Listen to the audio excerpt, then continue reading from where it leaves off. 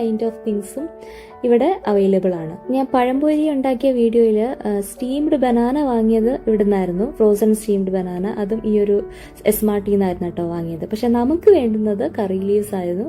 അങ്ങനെ ഞാൻ കറി ലീവ്സിന്റെ ഒരു പാക്കറ്റ് എടുത്തു. അങ്ങനെ അവിടുന്ന് അതായിരുന്നു, അത് മാത്രമേ വാങ്ങിയുള്ളൂ.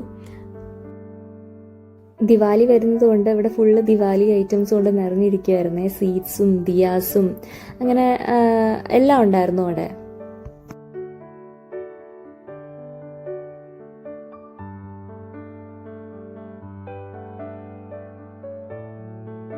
അത് കഴിഞ്ഞിട്ട് ഞാൻ നേരെ പോയത് ഫാമേഴ്സ് ലാൻഡിലാണ്. ഇവിടെ നിന്നാണ് ഞാൻ തക്കാളി അങ്ങനത്തെ കാര്യങ്ങളൊക്കെ വാങ്ങിക്കുന്നത്. ഇതൊരു ഏഷ്യൻ ഷോപ്പാണ്, പക്ഷെ ഇവിടെ നമ്മൾ കാണാത്ത രീതിയിലുള്ള ഫ്രൂട്ട്സും വെജിറ്റബിൾസും ഒക്കെ കാണും കേട്ടോ. വെറൈറ്റി ഫ്രൂട്ട്സ് ഒക്കെ ആയിരിക്കും ഇവിടെ വെക്കാറുള്ളത്. കണ്ടില്ലേ, കസ്റ്റർഡ് ആപ്പിളൊക്കെ യൂഷ്വലി സാധാ കോൾസിലും വൂളീസിലും ഒന്നും അങ്ങനെ കാണാറില്ല, പക്ഷെ ഇവിടെ കാണും. ഇത് കണ്ടില്ല, യെല്ലോ ഡ്രാഗൺ ഫ്രൂട്ട്.